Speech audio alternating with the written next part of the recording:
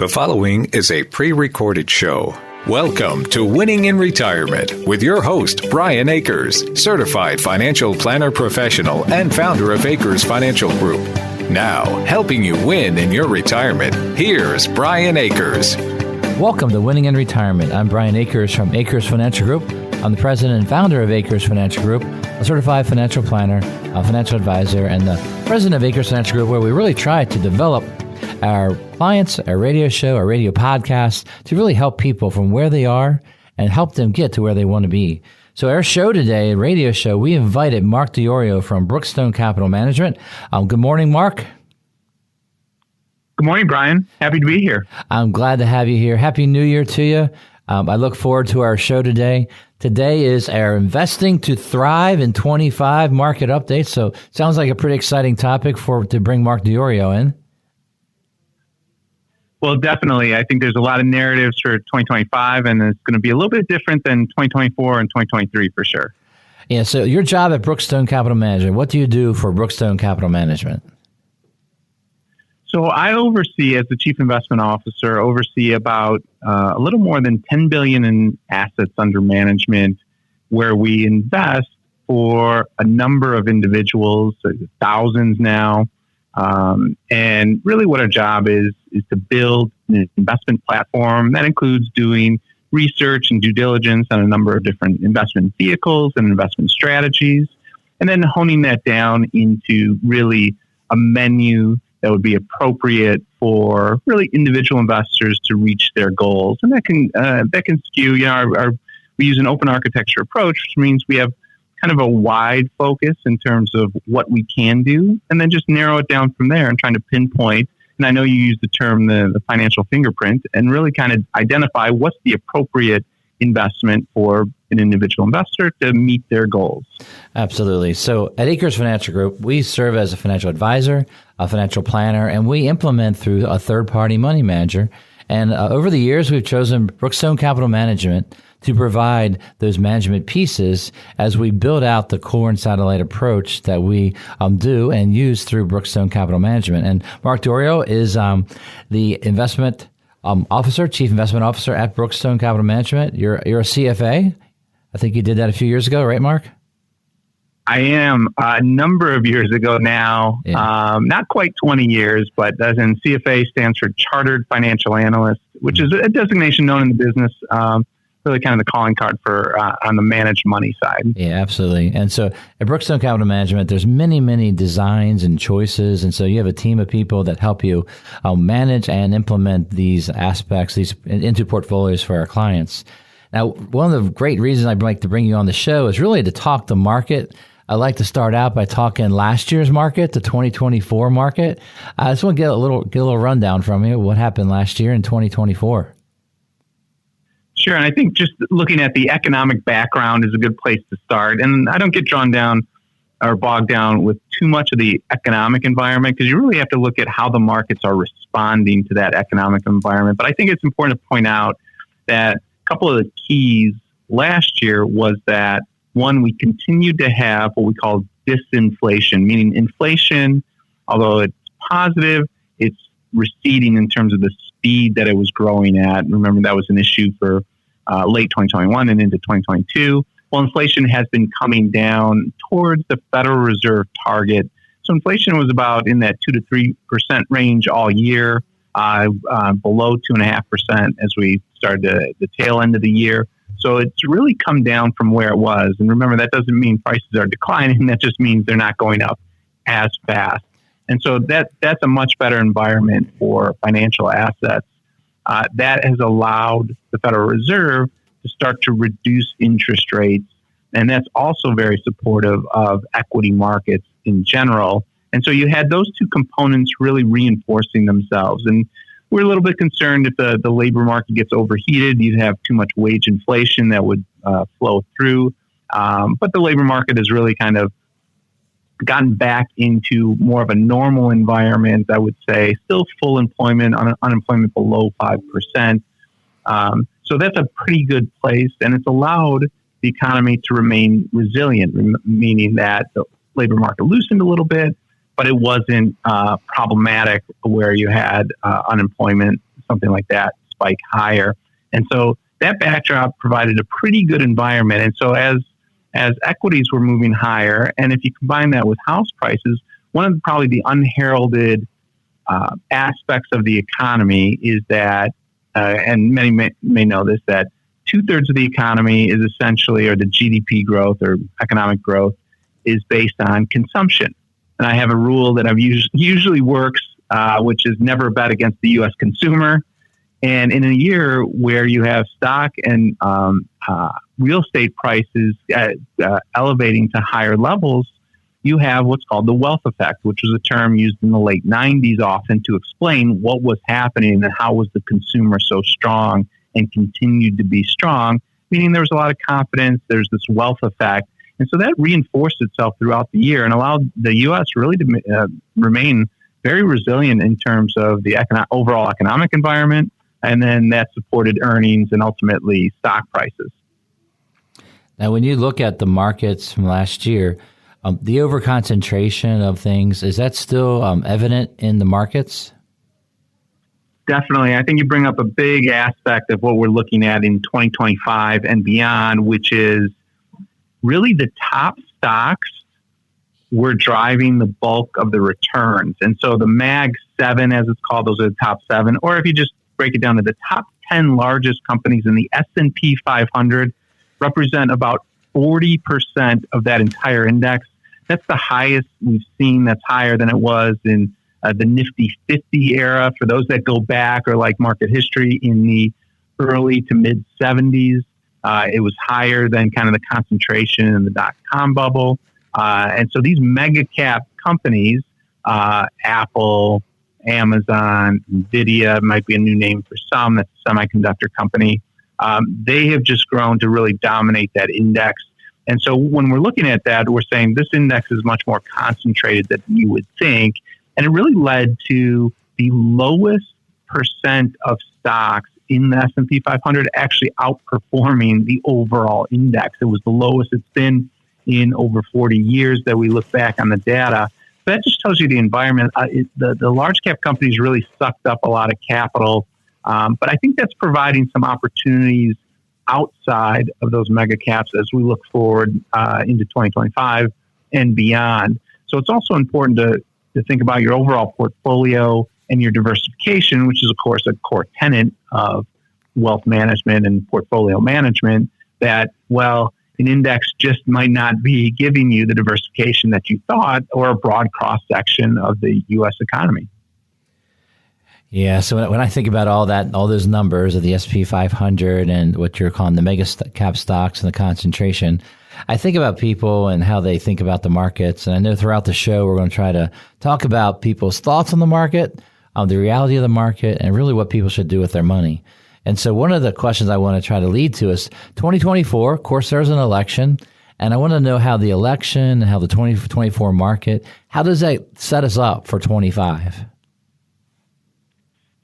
One of the charts we used all year last year and going into the year was looking at how markets perform during an election year.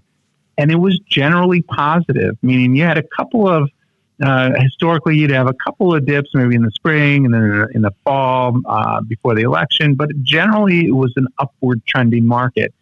And so we thought that was a pretty good barometer, meaning we'd have a lot of headlines that would make it hard and a lot of narratives, and might make it hard to decipher how the market is going to react and how the market might react to different policy initiatives or different kind of political headlines at the moment.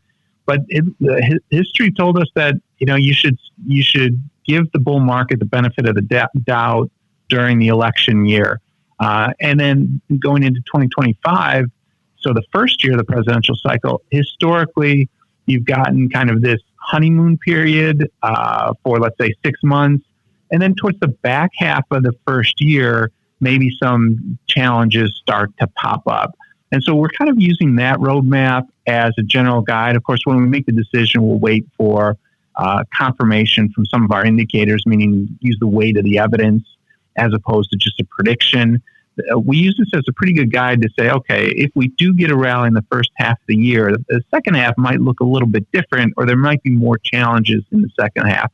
And conversely, if we get that sell-off in the the first half of the year, well, the second half may be poised for some catch up. So we think it'll be a little bit different this year versus last year, where last year the two halves of the year looked pretty similar, a little bit of sell off, and then ultimately it was a general uptrend.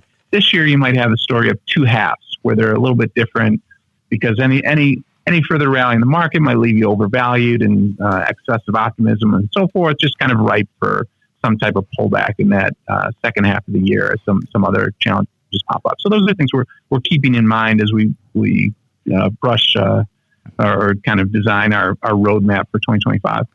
Yeah. So as a financial advisor, what we try to do with clients is we take their unique situation, their unique fingerprint, and really talk about them and about how they like to invest money. And then what we do is we look at all the offerings of Brookstone. We look at our concepts of protection and taking low to no risk with portions of the money. And we build and diversify a portfolio. And then part of that money is managed through Brookstone. And so, Mark, you've done a good job by offering us abilities to have different types of investing, different types of portfolios where we can add higher risk for clients, lower risk for clients, really depending on what they're needing their money to do. And that's worked very well. Now, your thoughts on the market on 24, 25 have been very, very good, because it's good to know. 24 was an excellent year overall in the market because of returns. But of course, you had to be in certain stocks to get the most out of it. But diversification is things that we're going to talk about throughout this show. Investing and portfolio management are all things we're going to talk about this show. And the reason we like to do all this is because Akers Financial Group, we designed this company as an independent financial group. Independent, where we don't report to a big company on Wall Street. We don't report to a big company in Iowa or anything like that. What happens is that we work for you. We take care of our clients, and we've done that for more than 30 years. We do have offices in Lutherville and Forest Hill, clients all around the Mid-Atlantic region, all around the country, and even a few around the world. It's so easy to begin winning in retirement. Just give us a call and schedule your free meeting with one of our team of advisors by calling 833-WIN-RETIRE. That's 833-WINRETIRE. We'll give you a call on Monday to schedule your free in-person meeting. Go to AkersFinancialGroup.com or schedule 833-946-7384 to start planning for your retirement now. Should the S&P 500 be your only investment? We'll talk about this when we return. You're listening to a pre-recorded show. Welcome back to Winning in Retirement. Call 833-WIN-RETIRE now to schedule a visit with Brian and his team and begin winning in retirement. Once again, here's Brian Akers. Welcome back to Winning in Retirement. I'm your host, Brian Akers from Akers Financial Group. Winning in Retirement is a radio podcast put on by Akers Financial Group. Today we have a very special guest that we bring in. This guy, Mark Diorio, is the Chief Investment Officer from Brookstone Capital Management. It's the company that we at Akers Financial Group use for some of our third-party money management. They help design a core and satellite portfolios for our clients so that we can bring investment solutions that meet their needs as we talk with them and work with them over the many years as we help our clients go from where they are now to where they need to be. Today's show is called Investing to Thrive in 2025, and no place better to start than to actually talk to the Chief Investment Officer of Brookstone Capital Management, Mark Diorio. So here's our second quarter, Mark. So how you doing, Mark? I'm great. Good to be back for the second quarter. I have to do some Chicago talk because you work out of Chicago area. Correct. As a Raven fan, we're sorry about your Bears. We're hoping that I had Lamar Jackson on my fantasy team. Oh, congratulations! That's probably one of the best years ever. So that was wonderful. What's great about doing a radio show in the Baltimore area is that we always believe that defense wins championships, and so that's a great way to manage money too, where defense really truly gives people championships and helps them win in retirement. Now, Mark, the second quarter, what we want to do is answer this first question, sort of guide us through, is this. Should the S&P 500 be someone's only investment? It's a great question because it gets talked about a lot as the major index. And I think it's important to point out, which we did do in the first quarter of the segment, which is and it's important to reiterate this, which is essentially that the top 10 companies in the S&P 500 is at a record high of 40%. So they represent 40% of that entire index. That does not sound very diversified into those 500 stocks. So it's very top heavy at the moment. And I think one of the issues is that when we look at earnings expectations as we get into 2025 in particular, which is those companies have grown earnings, did grow earnings pretty well during 2024. But as we get into 2025, that pace is going to slow by about half. That's the expectation. And other companies in other sectors, their growth expectations are actually increasing. So the earnings growth is actually increasing. So that suggests there's a lot of opportunity outside beyond just the S&P 500. So sometimes when you just say the index, when we look at it, we say, well, the risk kind of changes for the index over time, and the composition of that index changes over time. So if we were to go back even to the dot-com bubble of, let's say, 1999, the S&P 500 was doing very well. That is also a time where the index got very concentrated, though not as concentrated as today. Well, what happened the next 3 years was you had a big bear market, in the technology-driven bear market, which was the largest sector in the S&P 500 at that time, just as it is today. Well, you had a number of areas that actually did pretty well and didn't decline that much. Small caps actually did very well. They were out of favor, just as they've been out of favor over the recent few years. The market rotated into areas of value, essentially, to provide returns. It found some more conservative allocations that actually turned out pretty well. They never get conservative allocations, and you mentioned defensive posture, and it never gets the headlines because it's never hot, but it's kind of always effective over time. And so I think that's an important part to make sure that you're building your portfolio with a thoughtful line of defense. Yeah, so it's like when you do the math of the markets, when you lose money, it takes longer to get back. So simple math, if you lose 10% in a market, you got to make 11% to get back. That doesn't seem too bad. But if a market takes a major correction, like a loss of 50%, it takes 100% to get back to just to where you were. And one of the things I want to make sure people remember when they think about the S&P 500 is that the S&P 500 had a negative decade. And that was that when you're talking about the 1999 tech bubble, I was financial advisor during those periods. And then beginning of 2020, the NASDAQ really went down a lot and the S&P went down. But the S&P for the decade of 2000, the first 10 years, was negative for 10 years.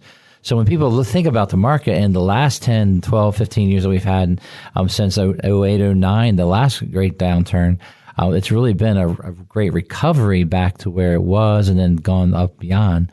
The idea of putting your money in one place has always been something where I don't like to play that way. I believe that when we're managing our money and building our portfolios, you need to keep the money that you need to count on. You need to have a protected portion. As you get older, we need to have more money protected from losses.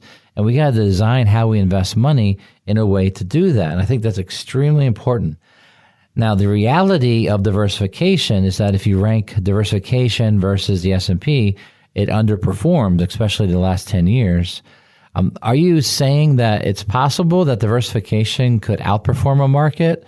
Or is it more geared towards having lower downturns is why you should diversify? Over time, when you extend the time period, and you did it pretty well, where we had this, what we call a secular bear market, so that's multi-business cycle. So let's say that decade of the 2000s, that's a secular bear market where it really didn't make any headway. And then you entered a secular bull market, and we're many years into this, and so we're kind of late in the game of the secular bull market. So we do have our antennas up for, some of these long-term valuation numbers do not look as good from a bullish standpoint as you'd like to see them. In fact, there's mounting evidence that this could transition at some point into a secular bear market. And you just want to be mindful of that reality, which would tell you that if you go through, and if you're investing long enough, go through a secular bear, secular bull, over time, the diversified portfolio would be more consistent, so less downside volatility, and also ultimately, because of those diversification components, outperform, interestingly enough, without the big numbers, without kind of that splashy period, because they don't have the secular bear and secular bull, you're really mitigating those long-term time periods and reliant on kind of price performance, because you could skew towards heavier dividend component, which is not a big component of the S&P 500 any longer. The dividend yields less than 1.5%, whereas good dividend stocks are upwards of 4% plus.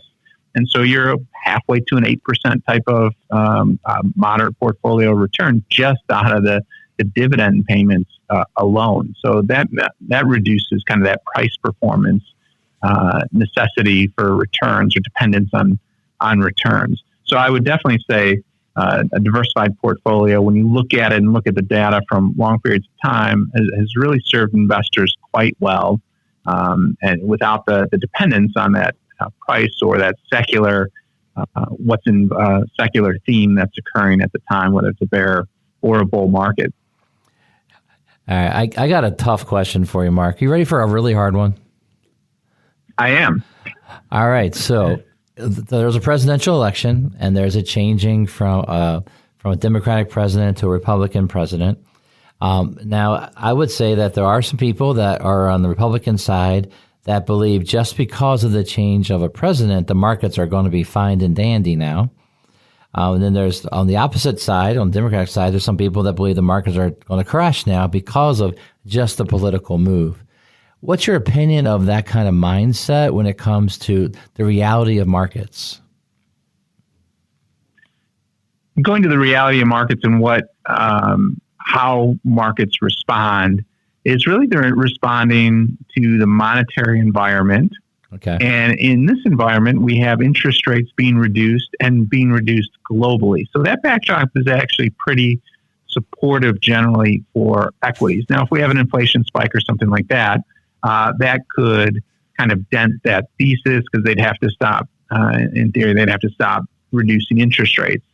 But if you look back to Trump's first term, and this is one of the occasions where you can look at a prior term, whether it's depending on where the focus is, whether it's maybe it's tax cut focused. That was 2017 in Trump's first term. Cyclical sectors, growth sectors outperformed. You go to 2018, and it was a little more tariff focused. Well, then you have defensive sectors, consumer staples, healthcare, utilities, traditional telecom outperform. So in other words, not maybe all up or all down. There's pockets of the market that'll do well depending on what the theme is, maybe for that year or the priorities at that time. And so we're definitely looking out for that transition to occur as well, that if there's kind of the focus on taxes, then we'll see growth sectors. If there's more of a focus on tariffs, then we'll see defensive sectors, which is perfectly fine. And that's why it's a broad market. And that's why the S&P 500, going to the first point, does not give you that broad exposure, especially to defensives in today's world. As we mentioned, it's very concentrated in those large cap stocks, but even just as concentrated in the technology or growth sector overall. Would value investing be a way to have the defensive sector?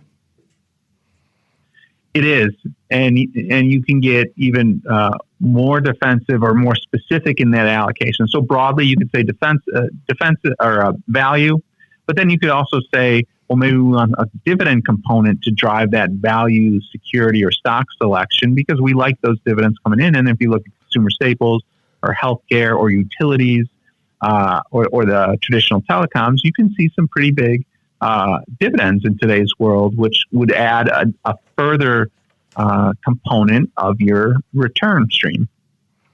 Absolutely. So the thing that we've been going over this quarter is really talking to Mark Diorio, really truly about the market and about an idea that people think putting all their money in one index would be the only solution for them.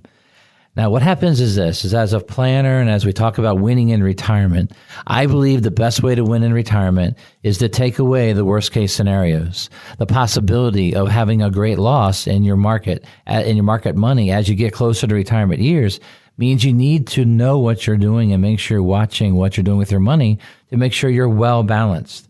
At Akers Financial Group, our job is to listen to what you want your goals and dreams to be in retirement and make your investment portfolios tie into that. And Mark Diorio helps us by being the person on the street, doing the trading, watching and managing the money day to day for us.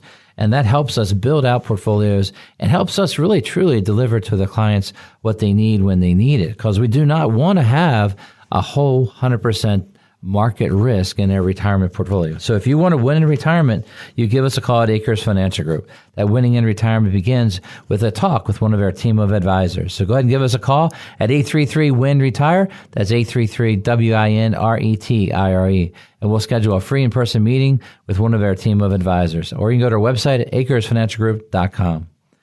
What does it take for interest rates to go down? We will explain more when we return.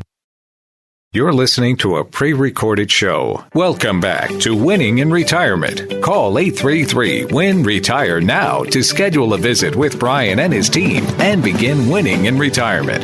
Once again, here's Brian Akers. Welcome back to Winning in Retirement. I'm Brian Akers, president and founder of Akers Financial Group. This is our radio show, Winning in Retirement. It's a radio podcast. You can always go to our website at akersfinancialgroup.com. Under the radio podcast tab, you can always hear the past shows and tap right into any of the podcast sites that can actually allow you to listen to Winning in Retirement anytime you like. All right, winning in retirement is a mindset. It's also the way we actually handle and manage money. Now, today, what we're doing is we want you to thrive in 25. And so we thought we'd start by bringing the portfolio manager, the chief investment officer from Brookstone Capital Management, Mark Diorio, to our show. So here we go in the second half of the show. If you missed the first half, you're going to have to hit that recording and go back on our website and hear it so you can know where we're coming from. We're talking about the markets. Now, here in the second half, we're going to start with a tough topic, and that is interest rates. Will they actually go down this year? Can you try to explain what can drive it down, what might not drive it down, what your thoughts are, Mark Diorio? Sure. This year is a good year if you're really wonky and like bonds. Usually it's a boring part of the portfolio and doesn't get talked about enough of what's happening with either bonds or interest rates, essentially. So if interest rates rise, bond values decline and vice versa. But there's a couple of components. One is the short-term interest rates, and short-term interest rates are really dictated by Federal Reserve policy. And when I say that, you hear the Fed comes out and they raise or lower short-term interest rates, and what they're changing is what's called the Fed funds rate. And that's the overnight rate that banks lend to each other in the overnight market. That's a normal function. Banks lend to each other all the time, but the Fed is there to make sure banks don't gouge each other with overnight interest rates. They're setting that term, and then that communicates to the rest of the marketplace where short-term interest rates should be. Those should continue to decline. There's a little bit noise right now that they're going to slow down interest rate cuts and reductions. So last year they did several cuts. This year they should continue to do the cuts. The pace will likely slow, but that's okay. That's still actually pretty positive overall for markets. At some point, maybe they'll finish that reduction campaign. That's yet to be known, but right now they're still on the path to continue reducing interest rates. On the flip side, there's the 10-year treasury yield, which is kind of a key benchmark to say, well, what interest is the longer-term rates? What are they paying? And that's the 10-year treasury is what the government uses to when it issues debt. If they issue 10-year debt, this is what the government has to pay. The treasury has to pay. Those rates, and to start this year, have already been going up and have increased about 0.5%. And I expect that to increase a little bit more here coming up and hit towards 5%, where I might see the short-term interest rates closer to 3.5%. By the end of the year, longer-term rates at some point this year hit 5%. So some people think that's due to inflation. Interest rates would rise to meet the inflation level. They could rise due to the level of growth. When we look at overall GDP growth, that number in a nominal terms is about 5%. And so that's where we get that 5% number for the 10-year treasury. In addition, most of the debt that the Treasury has been issuing or rolling over has been very short-term debt. With the new Treasury Secretary coming in, we'd expect that, and I think the market is expecting that to be spread out over different maturities as opposed to just concentrated in the short end. So that'll be spread out. And I think the market is, the 10-year treasury is reflecting that and providing a little bit of term premium, as it's called, meaning interest rates higher the longer you go out, where we've had what's called an inverted yield curve, or where long-term interest rates were actually below short-term rates for quite some time. And so this is really a normalization of that number. So I don't think it's necessarily bad from an economic perspective. It's just the reality of the situation. And that can have implications in the mortgage market, for example. Rates might not be coming down right away.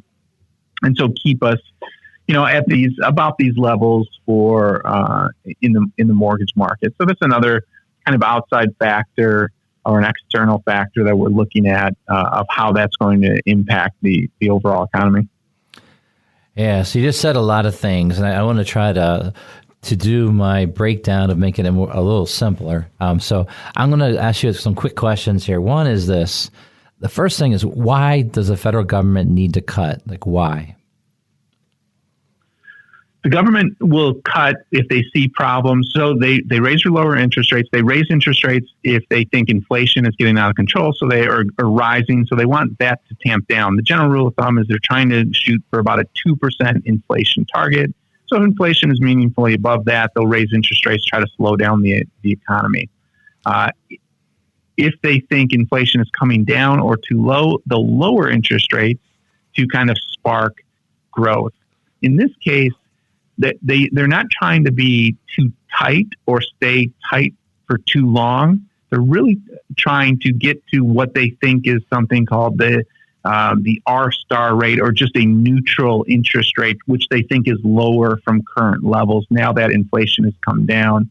So they don't want to overstay with tight policies, because that could have lingering effects on the employment market, where we have seen, although still normal, we have seen an uptick in unemployment. So they're very mindful of that they're not trying to be too tight, and they thought they were. So they're reducing those interest rates at the moment. Yeah. So the hard part there is you think about the short-term rate being lower, and then the amazing word you used is treasury yield curve. Now, we've been talking inverted yield curve for so long, we don't know what a normalized yield curve is supposed to look like. But that means that you're rewarded for time that you invest your money when it comes to the fixed side. So if instead of just investing in money markets or 6-month CDs or treasuries, you start to extend longer, you get higher interest. And has not happened in a long time. Correct. And so we think that 5 or 5.25% is actually somewhat attractive for investors, is reasonable. Mm-hmm. We don't see it going too much higher than that unless we have really an outbreak in inflation that we don't see at the moment. So the data doesn't support that. There's narratives out there that could happen, but that's really not the case. And we have China, for example, who's in deflation, that we would be importing some of that deflation over there. So there's a lot of moving parts to this kind of overall inflation or yield. But historically, if we go back even the last 15 years or something, 5.25 is kind of the 5 to 5.25 has been the high point for those yields. Whenever it's gotten close to that, they've ultimately come down, and so that might be a reasonable level to expect and plan that we're thinking about throughout this year. All right. So can government policies such as lowering oil prices and other things basically lead to deflation? And is that ever a Federal Reserve policy to have basically negative inflation, trying to get us back to where we were? Is that even possible? It is not in the card. So we talk about lower oil, but there's kind of a sweet spot, if you will, of where it should be, where it doesn't cause problems either on the inflation or the deflation front for businesses, for jobs, and so forth, and the overall global economy. And we're in that range right now. So oil, even though we've had the kind of the Russia and the Ukraine skirmish, and we've had these geopolitical risks, oil is right in that range in that $70 barrel range, plus or minus. If we go below $55, it would tell you growth is slowing quite dramatically and quite quickly. If we go above $90, that would be a little bit more of a problem with it would spur probably some inflation fears and there'd be some geopolitical risk. Not that we can't handle it, but those are things that would impact the market. But to answer your question, the Federal Reserve is not trying, and for sure is not trying, any type of deflationary scenario, meaning lowering prices, because remember, most assets are backed by some loan, and if the asset is deflating, well, then that puts the loan upside down, and then you have a banking issue. So that goes back to 2008. So the Federal Reserve is really there to make sure that broad deflationary scenario does not play out. And that's why you've seen over the last 15 plus years, interest rates at ultra low levels. They did not want deflation to come in, and then you have this kind of deflationary spiral that happens because loans get called, loans go underwater, and it really restricts what the banking sector can do from a lending perspective. Yeah, that makes a lot of sense, because if that core asset value goes down, then all of a sudden they call the loan and it just spirals down further. So some of my concerns in the market, and that the reason we love to diversify, is that not everything just always goes up. Just generally things will balance out and money will balance out. The thing is that there are certain industries that will do extremely well in this new economy we have. There's so many new great ideas out there on the technology side. People get very excited, and the market seems very excited about it. But this quarter has been really dedicated to the idea of interest rates. Now, what I heard from Mark this quarter is that interest rates, it sounds like if we are savers and we want to, over this year, look at extending our yields by going longer term, that might actually work this year, which would be great for savers and investors in that side, where the 10-year treasury really does matter when it comes to getting an investment that has the guarantees that you want and the interest rate that you might actually be happy with, that gives you a return above inflation, which is the dream of investing anyway, is to have a return above inflation. So this quarter has gone very fast. Thank you very much for this quarter, Mark, about interest rates. Now, Akers Financial Group, we love helping you to win in retirement. And the reason we like to do that is because we all know that the best part of retirement is when you get your time back. You know, slow mornings, those times where there isn't a requirement, where you have to be somewhere too fast. You decide how to use your time. Before retirement, your time was all tied up with other commitments, like mainly your job and just so many commitments. A lot of that goes away in retirement. Your time is now consumed by things that you want to do. It's so easy to begin winning in retirement. All you got to do is go to our website at Akers, Akers, financialgroup.com. Scroll to the schedule a meeting section and let us know you'd like to schedule your free consultation with one of our team of advisors. That's AkersFinancialGroup.com, or you can call us at 833-WIN-RETIRE. That's 833-WINRETIRE. We'll give you a call on Monday to schedule your free in-person meeting. Go to AkersFinancialGroup.com or call us at 833-946-7384 to start planning for your retirement now. Do your investments reflect your goals and risk tolerance? We'll talk about this in a moment. You're listening to a pre-recorded show. Welcome back to Winning in Retirement. Call 833-WIN-RETIRE now to schedule a visit with Brian and his team and begin winning in retirement. Once again, here's Brian Akers. Welcome to Winning in Retirement. This is the fourth quarter. Yes, it's winning time. It's Winning in Retirement time, a radio podcast put on by Akers Financial Group. I'm Brian Akers, certified financial planner, president and founder of Akers Financial Group. Here today, I have Mark Diorio as our special guest from Brookstone Capital Management out of Chicago. Is it Chicago, Mark, or is it Chicago? How do you say it? We'd accept both interpretations. Yeah, I know. It's a very bad imitation of Chicago. Chicago, I do love Chicago. I've always was a Bulls fan. It's hard to be a football fan, but I'm always a Bulls fan, even if things aren't the same anymore there either. The thing I want to do is make sure the listeners are listening to their show in a way that they listen to the markets, and then they need to think about their own money. We want this show to be about investing to thrive in 25. Now, we've talked about the markets. We talked about things to think about, the things that are going on. And then the reality is, what do people do? This quarter, the topic is, do your investments reflect your goals and risk tolerance? Now, as a financial planner, that's the only way we like to invest money is once we know the purpose for investing, the reason for investing, that gives us the ability to then go out and get the portfolio that we need. And what's great is that Mark Diorio has multiple versions of portfolios that help us build out a portfolio where we can have some core investments and we can add a little spicier to it, or we can actually reduce the risk in a lot of different ways.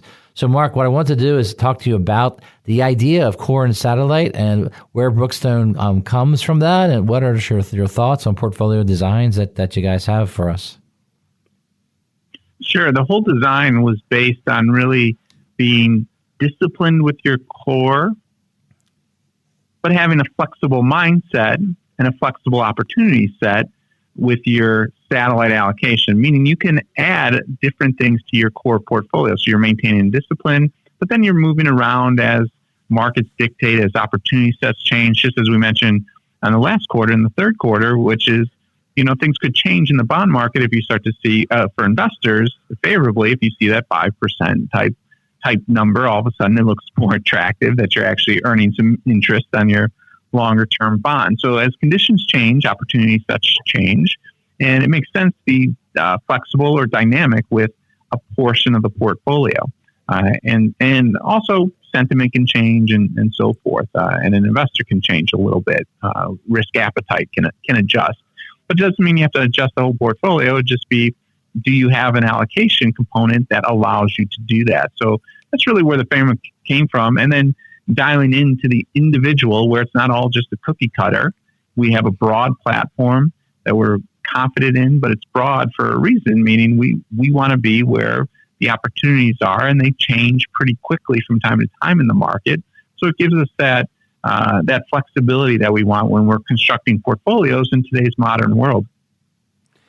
Yeah, so the core is really the market money, the at-risk money in their design. So investment portfolios are dictated by your age and how long you want the money to be invested. Are you in the accumulation phase of life, or are you in this distribution phase of life? We believe as you get closer to retirement years, you need to reduce your risk, and the reducing of the risk would lead to investments that would lead to protecting the principal. Now, we do that through money in the bank, money in treasuries, also money in fixed annuities and fixed index annuities, and we ladder those. Now, Mark mentioned earlier that rates could go up, which would make the ladder even better. To be able to ladder into a better rate above 5, of course, is always fun. 5% doesn't sound too exciting, but for the last decade, it sounds pretty good. Now, the other side is the at-risk side. Now, the markets, sometimes everybody gets very excited. Like you mentioned earlier in the show, the wealth effect, the confidence in the market makes people put money, push more in, like all in. The reality is that the market hasn't had a significant downturn that it normally has in a long time. Now, Mark, you're known in your talks and speeches to say that the market goes down a little over 14% at least once a year, but that hasn't happened since when, Mark? Correct. So that hasn't happened since, and it completed in about October of 2022. So we've gone quite a distance without that, what we'd say that average type correction. So we had a minor one, a 10% one in 2023, but not to that long-term average. So, and for reference, a decline of about 5% from a recent high is really a market pullback. A decline of 10% or more is really a market correction. A decline of 20% or more is a bear market. Just rules of thumb, just kind of from a terminology perspective. So we haven't even gotten that average 14% one in some time. So I think we're overdue based on historics. It can go longer. I mean, things in markets happen, but we're definitely mindful that a correction can come about at any time and take that down. And those, although maybe 14% doesn't sound like a lot, but the average stock would be down pretty considerably at that point, more than that average. And so there'd be some hand wringing over that and some fear, and the headlines would be pretty negative at that point. So it's just a healthy reminder that corrections do happen, and we expect them. And that's why you build that core and satellite portfolio and include diversification consistent with your risk profile. Absolutely. And that's what good financial planning does. And that's what at Akers Financial Group, our team of advisors, our goal is to listen to you to figure out where you are. We call that your unique financial fingerprint. We talk about your situation. Now, maybe you've been extremely successful with your career, your saving, and now you're a 401k multimillionaire. And what do I do now? We've had multiple meetings with people who have been extremely successful, but they want to protect what they've worked so hard for so that they can make this money last a lifetime as they start to slow down, start to retire. So we've had many talks with the people that, this last year and a half about what to do now as they've hit their goals to be able to retire. And they don't want to go backwards. They don't want to see that 20%, that bear market to take 20% off the entire portfolio. So what we try to do in our design at Akers Financial Group is we design less risk. Now, at Brookstone Capital Management, how do you design less risk in portfolios? So there's a number of ways we do it. And of course, that core being you can allocate consistent with your risk profile. Meaning if you're a conservative or moderate investor, you wouldn't have all your money in large cap tech stocks, for example. And that sounds basic, but we saw that a lot. And anytime you have these big rallies and like recent rallies and concentrated rallies, you sometimes get that. So if you haven't looked at the portfolio, you may want Brian and the team to review it to make sure that you're diversified, because that's where when the correction hits, those are the pockets that'll get hit the hardest. But we use a number of different vehicles as well, which is some of the defensive tactics are, do we want more conservative stocks? So you can still own stocks, but maybe they're on a more conservative type businesses. And a lot of those are dividend paying stocks. And those are have really over time been probably underappreciated for the income that they generate and then the ultimate capital appreciation over time that you can participate in as well. So they're pretty good allocations and spots to hide. They usually do pretty well. If markets turn sour, they can be really good relative performers and are a little bit more defensive historically, or a little less volatile for sure than the overall market. And then there's some new investment vehicles that we utilize, such as maybe folks might not have heard of, defined outcome ETFs, exchange traded funds. And I don't want to go through a whole, go down the, but what they do is they provide defined downside protection, meaning you can have participation in the S&P 500 up to a cap. So you follow the S&P up to a cap or another index or other investment. But then on the downside, it limits the downside that you have. So this is kind of a hedged equity way to do this. So there's a number of different pieces I know. And when you guys, Brian and your team, put together portfolios, I've seen some nice pieces, including maybe gold that you don't always see in portfolios, which last year had an excellent year and is a non-correlated asset to some of the other either bonds or stocks. Yeah, absolutely. That's part of that core portfolio that we do through Brookstone with Mark Diorio's help, is we select a portfolio that does have the gold, has investments that are non-correlated to the direct index. What we try to do is take a lower risk. And now, I guess you call that beta or smart beta. You have things called buffering. There's all kinds of ways you lower the risk on the downside for people, which I think is excellent. Correct. And we purposely put that together. And a lot of those investment vehicles are relatively new. So the concepts aren't new, but the availability or the democratization of investment vehicles for individuals to access today is a lot different than it was even 10 years ago. So you can build your portfolio and build components of defense or downside protection that you really couldn't do even 10 years ago. And that's with the innovation and the proliferation in the ETF, exchange traded fund world, that provides full liquidity, transparency to the holdings, and easy convenience to build into a portfolio. All right. So as we close the show, I need one word from you. Okay. So clients want to thrive in 25. Any thoughts on how to thrive in 25? call Akers Financial Group and make sure you know your financial fingerprint. Oh, man, Mark, I appreciate that. You've been very good to work with over the many years, and we thank you for your efforts and your continued efforts as the market could get a little more choppy based on some of your talks that we've had throughout the show. Now, for all the listeners, we do thank Mark Diorio for his time on the market updates. Our webpage will have some videos that Mark and I do about the markets with lots of charts and information coming out later in the month of January. So make sure that you want to make sure that you try to thrive in 25. The way you set that up is by calling us at Akers Financial Group to get started with your own winning in retirement. So today we covered trying to invest to thrive in 25 based on the markets, and we try to give you a little update, and then we try to also hint at how we implement and help people guide everything into the proper retirement. Now, we do look forward to meeting with you in the future. We want you to win in retirement by taking advantage of the opportunity to begin planning with us at Akers Financial Group.